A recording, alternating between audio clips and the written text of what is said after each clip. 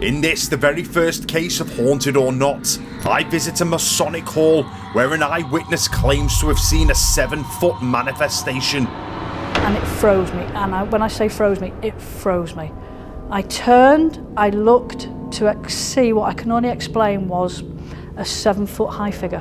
Cloaked, I looked at it, it was looking at me, but there was nothing there, it was just dark. My name is Danny Moss and I have been a paranormal researcher and investigator for over 15 years. In this show, I go back to my roots, interviewing key eyewitnesses to get their experiences and then finally investigate the very spot where those experiences occurred. Ultimately, it is up to you, the viewer, to decide whether you believe each case to be haunted or not.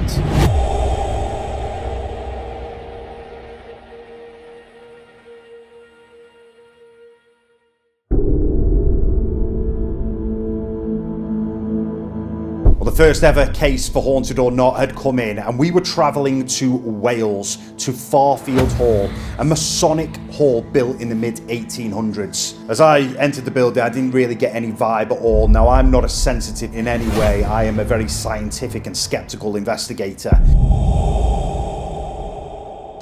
Christine, thank you so much for coming in today to share this experience with me. I'm going to record this session so I can listen back at a later date and see if, number one, if anything's happened while we're having this interview, but also just so I can get a recollection of your experience in more detail. I guess what I want to know from you is about your background in the paranormal. Would you class yourself as a believer, a skeptic, or are you kind of 50-50 down the middle? I am a believer, but I do sit on the fence of where it comes from that we're able to see and experience what we do in the paranormal. From the age of 7, I've been aware of things that have been around me and things that aren't human or solid or can be explained easily. My thinking around that is, well, is it something that I'm projecting, or is it something that's being projected to me from elsewhere? But as my journey has increased and gone on, and I've been more experienced through it and been to spiritual circles and developments, I do understand that, yeah, it's real and they do exist. When it comes to sensitives and things like mediumship, I am a massive skeptic. I have never encountered a sensitive or a medium that has blown my mind. So whilst I'm listening to this interview, the whole time I'm thinking, I need to see this for myself. So how long ago was it that you actually started to investigate this building and you had this experience that you witnessed here? I think we did about 3 or 4 investigations here as a team over a period of time. The last one would have been about 10 years ago. And I would say that was the night that the most prolific thing happened with us. But over that course of time, we've had many experiences here. Simple noises, raps, taps, to actual full-bodied apparitions. I'm going to bring you now to that moment where you share this experience with me. So what exactly happened and where in the building was it? Okay, so I think there was a build-up to it. I was pushed in the hallway upstairs, which was the lead up to it. A bit later on, we went through into the ceremonial room, which is upstairs on the left-hand side of the building. It's a darker room, it's dimly lit, you've got all the older chairing set out and the big chairs for the main men, the Masonic, I would put it.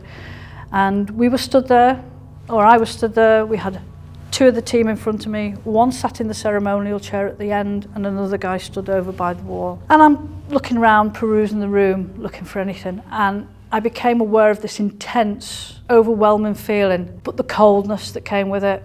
Now, I've felt cold spots in the paranormal and I've felt hot spots in the paranormal, but this was different and it froze me. And when I say froze me, it froze me. I turned, I looked to see what I can only explain was a 7-foot high figure. Cloaked, I looked at it, it was looking at me, but there was nothing there, it was just dark. I couldn't make out features or eyes or anything. I couldn't tell you whether there was a skull in there or anything. It was just dark and it overpressed me. And I remember standing there and saying to myself, look, I can see you, I don't need to experience this anymore. Move away from me and go and show the team what you're showing me. And I never let on to anybody. And it moved away and I could see it moving away. and it went to where the two ladies were sat in front of me, one of them being my mother, and I just heard them scream. And one of them said, "Oh my God, what is that cold? What is that cold?" And they were clinging to each other. And they said it went past them and through them. They described it to me. It was the most intense cold they've ever felt. Again, I never let on to anybody. It went round the room and across. And the guy sat on the ceremony chair. He said, "My God, what's that walking across the wall?" And he could see it. He could see the same shape and the figure and described it as I did. And it walked along the wall, went behind him, and it overtook him. And as it overtook him, he just got violent, he became aggressive, he got up and he walked out the room. He had to leave the area. And that's the most intense experience that we've had here. He appeared to me just over here, behind, and he came around and into the room and he skunked his way around this wall here. And there was a gentleman of the team sat in the chair just over there, and that's the gentleman that's seen him and became overcome. He got up, became violent and ran out this room and out into the hallway. Now, Christine, I'm going to take you back to the very first part of that experience where you said that you felt like you'd been physically pushed in the hallway before you got to the area. Tell me about that. What did it feel like? We were setting up, actually. It was part of the setting up, and I'd gone down to take a lead, and I'm always respectful, and I always introduced myself, and I said, "I know I'm not supposed to be here. It's not really an area that you really accept the women to be in. I'm just popping a lead in. I'm not going to bother you." I walked in, dropped the lead, turned around, and as I turned around, I got a big shove out the door. I want to go back to this 7-foot figure that you see in this manifestation. What do you think it was? Crikey. It wasn't worldly. It wasn't what I'd say it was a human spirit. It almost felt something more darker, definitely more darker. It had that energy about it and that vibe and the coldness that came with it. I don't know what they do in Masonic ceremonies, and I don't know what they're asking for or what they're doing. People have beliefs, don't they, about what they do. Is it connected with that? I couldn't tell you, but it definitely wasn't nice. I want to go back to this cold experience that you felt. Are you absolutely sure and confident to say that you didn't sort of say to anybody in the room at the time, "Oh, you know, I feel cold, I've had this cold experience, does anyone else feel that?" Did you feed into anybody else at all, or did they witness it as an independent experience? When I'm on an investigation with somebody, I like to, if I can see something and I can make it go away and other people experience what I can see or feel, then I do that. And I will keep it to myself until they've had the experience, because at the end of the day, it's more validation for me if I keep my mouth shut and let them see if they come back with the same thing that I've experienced. Would you say, or would you class yourself as having abilities, say psychic abilities, mediumship? I don't like labeling myself as a medium. I think that people have expectations of you when you label yourself as a medium. I am very aware of spirit, and I have been since I was 7 years of age. That awareness comes and goes because I'm not developing it anymore. I've sort of stepped away from that side of it. But I can see, I can speak to them, they communicate with me, I can smell them and I can hear them, so yeah. My final question to you, Christine, is this building here has an interesting history to it. What is it that you believe is going on here? I believe it's haunted. I do, absolutely 100%. I mean, 3 or 4 time investigations, we've had little things every time we've come here, and I would say, hand on heart, this is haunted. I can't thank you enough for sharing that experience with me. I really appreciate it, and it's given me everything I need now to go and see the area and conduct an investigation there. And of course, I'll keep in touch and let you know whether myself and the crew, when we come back for the investigation, actually witness anything that can back up what you're saying. I mean, the fact that you were able to witness an actual physical manifestation, for me, that kind of stuff really piques my interest. So thank you so much, and I'll speak to you soon.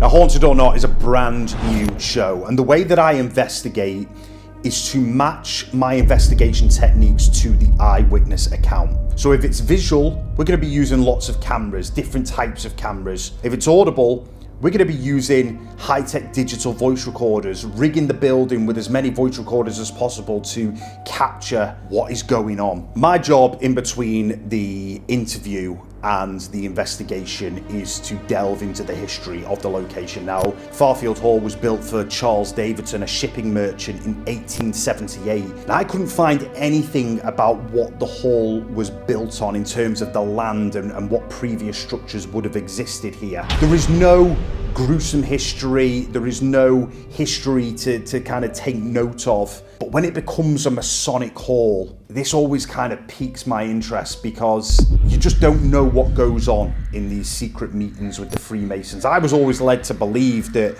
it was discovering ways to get rich and kind of supporting each other to gain financially. There is belief that the Freemasons, who date all the way back to the Knights Templar, did take part in dark rituals. Now, ahead of all my investigations, I take a pen and a pad and I go around the entire location. I spend a good hour doing this, just making notes of anything that is out of the ordinary, any strange noises. It's a case of just sitting in pure silence and documenting anything that you think may be out of the ordinary. At Farfield Hall, I didn't really notice anything at all, other than just kind of temperature fluctuations that were creating usual knocks and bangs and little creaks that any building would make. So I didn't notice anything unusual from the immediate get-go. So immediately we go to the area where Christine claims that she was pushed, and there was no uneven floors. I couldn't find anything at all. We used a temperature gauge to stay in one position the entire time in the hotspot area, see if we can register any dramatic changes in temperature. But the coldness that came with it. Now, I've felt cold spots in the paranormal and I've felt hot spots in the paranormal, but this was different. It was time to conduct the full investigation. Did you know that you can join the Inner Circle membership here at Haunted or Not? Simply click join on the YouTube channel and pick either tier 1 or tier 2. You get access to exclusive content, weekly live interactive chats with myself, early access to episodes, early access to case interviews, and much more. Okay, we have just started our main investigation here in the hotspot area from the eyewitness account from Christine, where she saw the 7-foot shadow figure and felt the extreme cold. We have a temperature gauge just over in the distance there, which the temperature has actually risen since we turned it on. Right now in the background, this building is getting an entire atmospheric readout. Throughout my entire investigation, I would have atmospheric readouts, getting data graphs for every possible atmospheric data you can imagine in this building, light levels, electromagnetic field, temperature, and this would run for the entirety of the investigation. My first session was using a full spectrum camera. Now, I believe in these cameras because you don't get grainy images, you don't suffer from long exposure. I wanted to try and see if I could document this shadow figure on this full spectrum camera in the area that Christine witnessed it.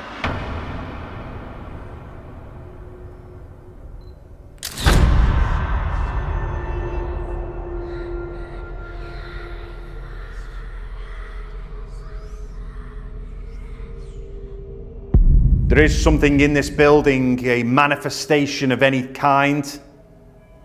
Someone who wishes to be seen, or something that wishes to be seen. Can you now show yourself, please, here within this room? Can you come through this doorway?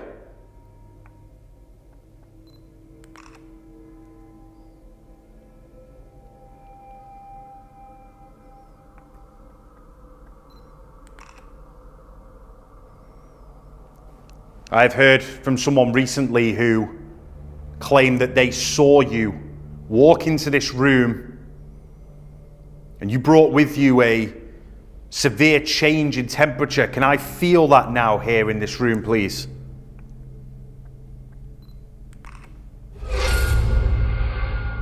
Unfortunately, didn't capture anything on full spectrum. So next, we armed a GS2 laser grid, which would cover the entirety of the hotspot area where Christine's eyewitness account occurred. We used a 360-degree camera, and we would leave the area monitoring this GS2 laser grid.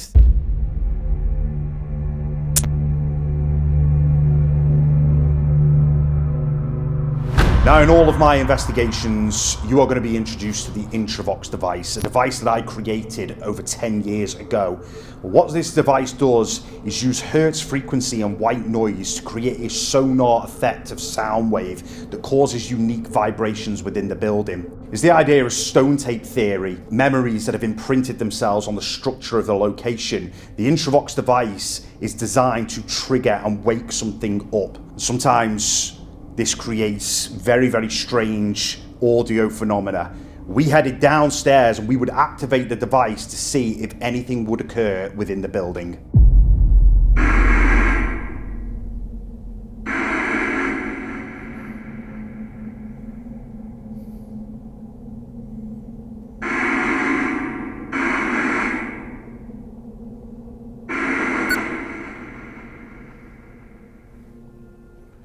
Is anybody that wishes to speak to me now, can we hear you please? Could we perhaps hear you walk into this room or walk above us?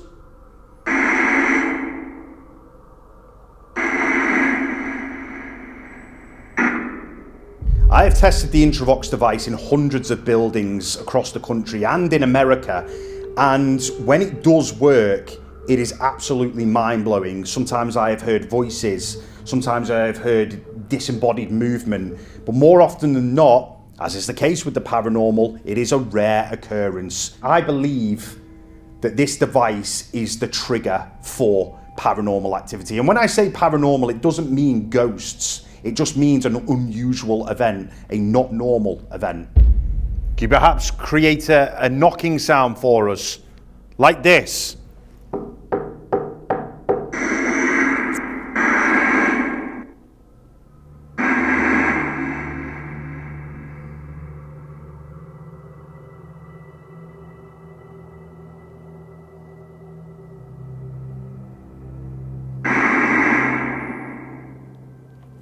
Can you understand my words? I have come here as a guest of this building. I would like to talk with you, please. I would like to know if anyone remains here, anyone who was attached to this building. Perhaps you worked here, lived here.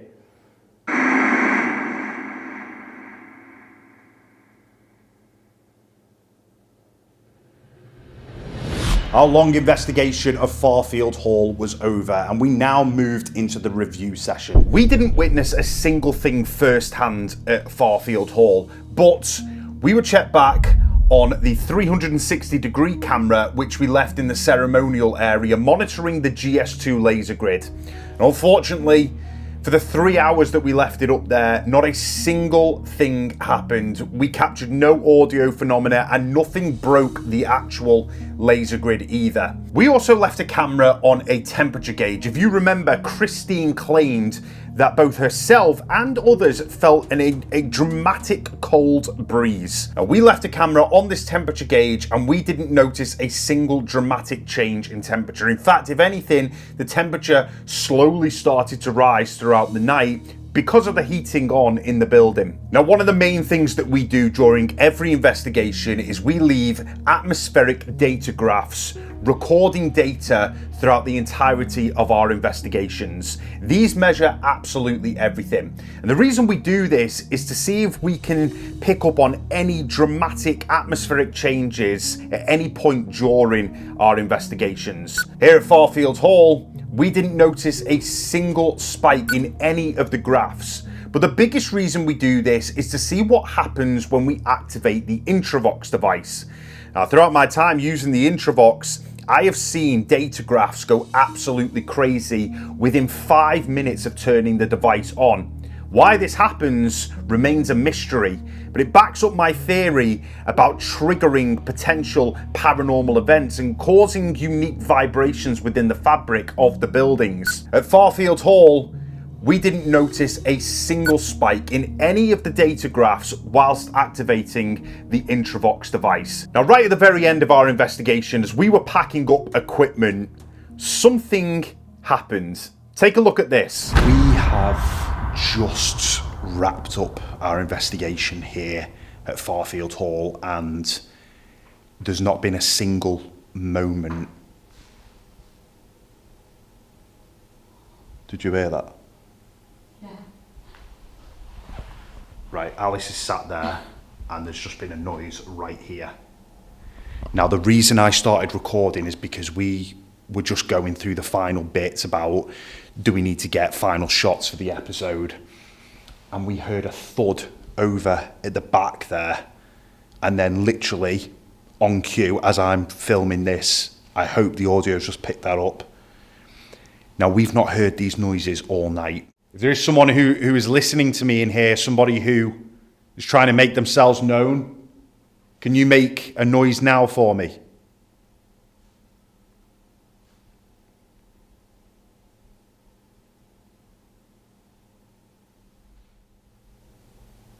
Now, there's just the two of us here.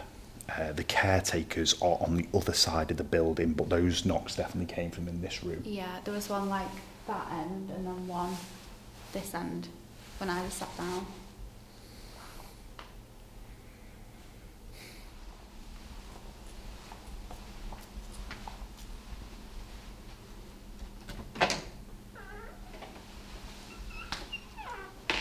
What's this room? Bloody hell, it's freezing. It's a fire exit. So that fire exit goes to the outside. So it's very, very possible, because I thought the first knock came from this door, it's possible that a draft, because you can feel the temperature yeah, it's difference. like my legs are like ice now. And then if it was a draft, we may have just heard leaves. Yeah, that's true. Yeah. I've just heard it again. That's a debunk. Have you? Yeah, Okay. that's a debunk. Are you in agreement that the second knock came from here? Yeah, I am. Now, I'm going to point out there's a radiator here. Is it on? Yeah, it's roasting hot. Ah, okay. And there is some wood here. Now, Yeah. I'm just thinking whether, because we are in January, it's freezing cold outside, whether the heat has just created a noise. But I mean, that's the rational explanation behind it. But it's just weird because we've not heard anything all night. No, especially not in this room. No. And we've been using this area as like a base room. But our investigation is over, guys, and we have got a big review to do tomorrow. Looking back, we were absolutely able to debunk this at the time. We believe the radiator was the cause of one of the main noises that we heard, and because it was quite breezy outside, we believe that was the second noise that we heard. I'd like to thank you all for watching Haunted or Not, and please join me for my next case. We'll see you soon.